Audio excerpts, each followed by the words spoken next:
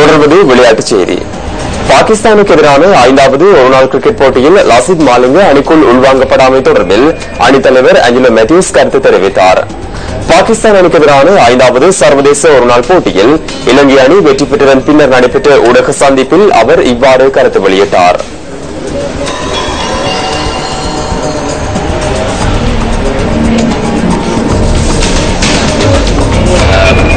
நாங்கள் எதிர்வரும் காலங்களில் புதிய வேகப்பந்து வீச்சாளர்களை தெரிவு செய்ய வேண்டியுள்ளதால் மாற்றங்களை மேற்கொள்ள வேண்டி ஏற்பட்டது. 20-20 அணியின் தலைவர் சிறந்த பந்து வீச்சாளர்.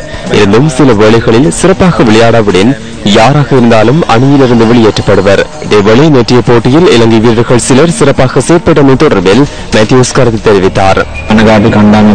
அணி என்ற ரீதியில் தொடரை எழுந்தமை தொடர்பில் மிகுந்த கவலை அடைகின்றேன். மஹில மற்றும் சங்கா இல்லாமல் விளையாடிய முதல் தொடர் இதுவாகும். குசல், திரிமான மற்றும் சந்திமால் ஆகியோர் பொறுப்புடன் விளையாடியமை நம்மால் அவதானிக்கக்கூடியதாக இருந்தது.